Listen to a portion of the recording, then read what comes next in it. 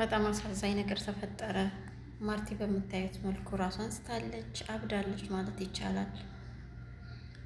በጣም ሰላምን ሄዳ እንኳን ደስ ያለሽ ብላታለች። አባዬና እማዬ ተለያዩልሽ፣ የምትፈልገ ይሄን አልነበር? በቃ እንኳን ደስ ያለሽ አለቻት። ለዛም እንግዲህ በሀሳብ ባወታ የውጭ ያለውን አዲሱን ዘበኛ አግኝተዋለች ማለት ነው። ገዛኸኝም በጣም አዝኖባታል፣ በጣም ተናዷል።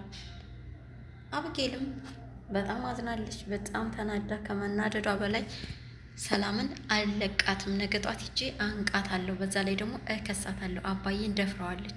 ስለዚህ ለዚህ ቤት መፍረስ ተጠያቂዋ ሰላም ነች። ስለዚህ እሷን አልለቃትም ብላታለች። አባዬ አንተስ ወዴት ልከር ነው? አባቴ የት ሄዶ ነው? አባዬ የት ሄደ አለቻት። ማርቲም እንግዲህ ሂጂ፣ አላውቅም፣ የት እንደሄደ አላውቅም፣ ተከታይና ሂጂ አባትሽን።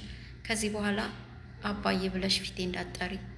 ከዚህ በኋላ እኔ እና እሱ የሚባል ነገር የለም።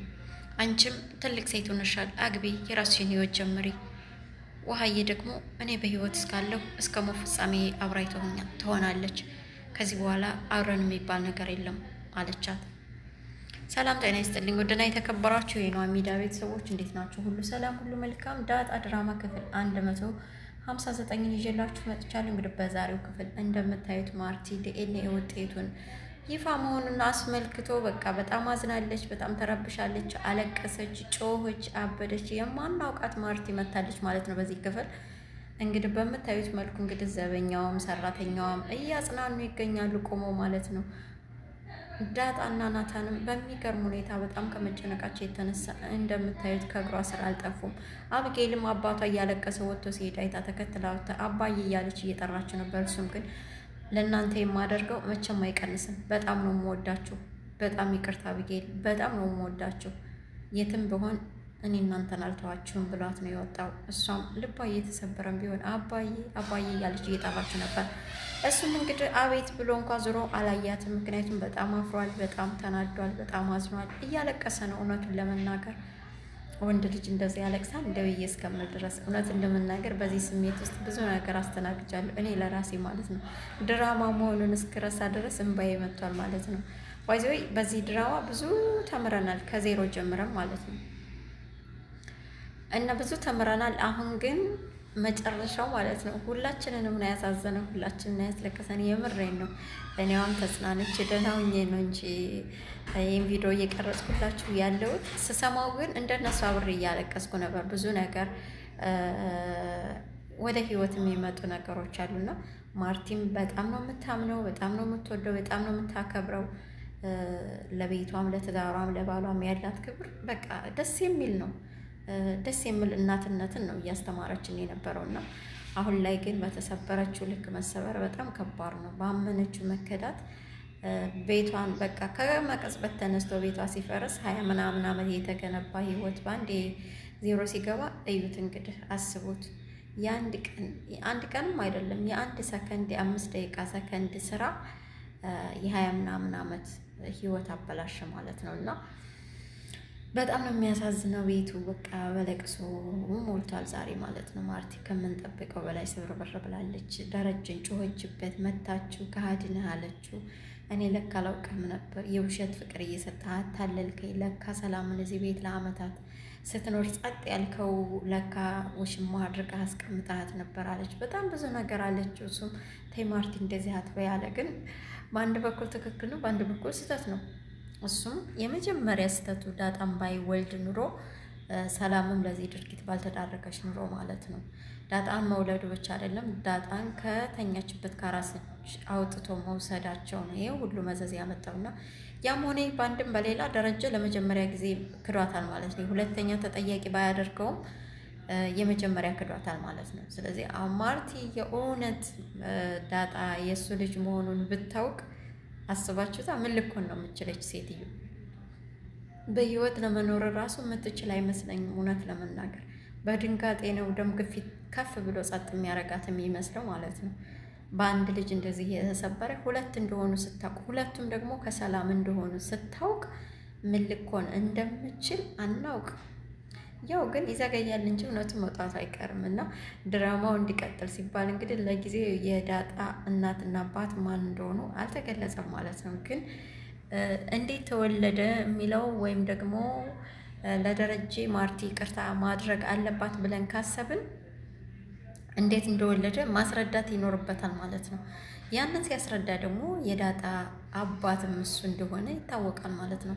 እናቷም ሰላም እንደሆነች ይታወቃል ማለት ነው። ያኔ እውነት ለመናገር ለዳጣም ያላቸው ስሜት አብጌልም ሆነ ማርቲ በአንዴ የሚለወጥ ሁሉ ነው የሚመስለኝ። በጣም የሚያሳዝነው እውነት ለመናገር በዚህ ሁሉ ነገር ውስጥ ግን ሰላም ነች የምታናደው። አይገርምም? ሰላም በጣም ታናድራለች። እንደ ሴት እንደ ወጣት ትረዷታላችሁ አይደል? ግን ደግሞ ቤቱ ፈረሰ በቃ ተለያዩ ስትባል ብዙ እንትን አላለችም። እኔ ራሷን እንደ ጥፋተኛ አትቆጥርም አሁንም ቢሆን ማለት ነው። እናም በጣም ከመናደዷ የተነሳ ዳጣ ሰላም ጋር ውሰደኝ አለችው፣ ናታንም ማለት ነው። አይ ትምጣና ለማየ ማስረዳት ይኖርባታል። ይሄ ቤት እኮ ፈረሰ፣ አባዬና እማዬ በቃ ተለያዩ ማለት ነው። በእርግጥ የምጨክንበት አይመስለኝም አላት ናታን።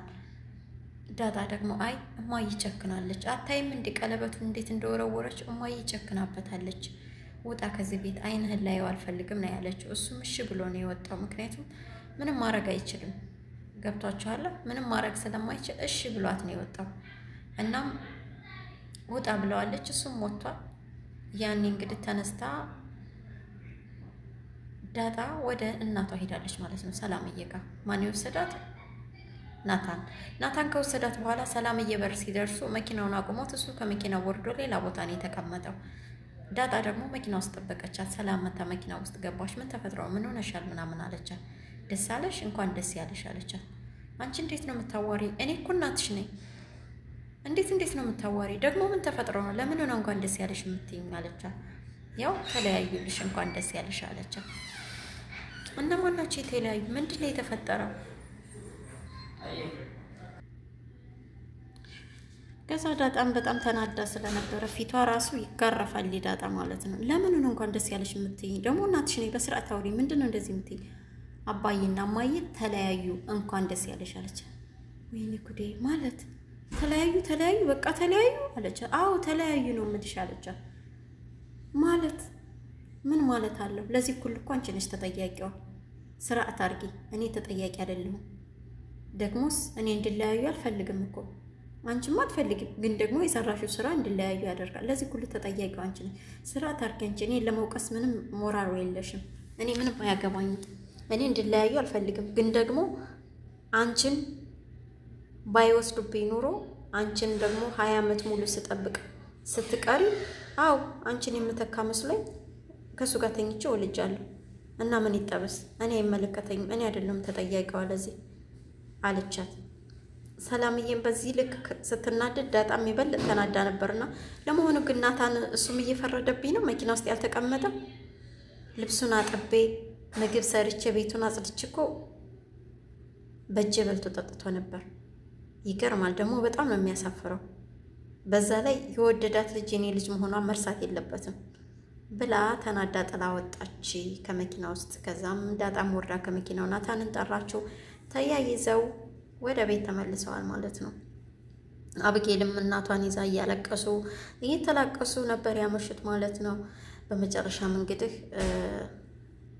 ገዛኸኝም ውሃን ወደ ውጭ ይዘሻት ውጭ ብሎ ለዛ ነገራት። ለዛም እንግዲህ ተመቻቸላት ነገሩ። ወደ ውጭ ኬክ ልግዛላችሁ ብላ ይዛቸው ከወጣች በኋላ ውሃን ለቅመም ከሰጠቻት በኋላ ማለት ነው እሷ ከዘበኛው ጋር ከአዲሱ ዘበኛ ጋር ሽርሽር ነው ያመሸችው።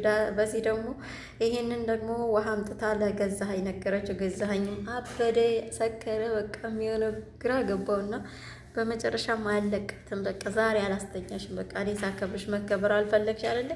በቃ ምን እንደማረግሽ ዛሬ ያሳይሻለሁኝ አላት ማለት ነው። ሞኝ ካመረረ ይባላል እኮ። ይሄ ሰው አመረረ እንዴት ትላለች እሷም ማለት ነው። እሱም አለቅሽም፣ ዛሬ በርሽን ሰብሬ እንዴት እንደምሰራልሽ አሳይሻለሁ ብሏታል። እንግዲህ በጣም ስለተናደደ ገዛኸኝ ምን ሊያደርግ እንደሚችል አናውቅም። በቀጣይ ክፍል ይዤላችሁ መመጣ ይሆናል። የማርቲና የደረጀ ነገር ግን በጣም ነው የሚያሳዝነው። እውነት ለመናገር ድራማ ቢሆንም ግን በእያንዳንዱ ሕይወት በእያንዳንዱ ቤተሰብ ውስጥ ሊፈጠር የሚችል ነውና ይህ ነገር ደግሞ ልጆች ላይ ምን ያህል ተጽዕኖ እንደሚያሳድር ያሳያል።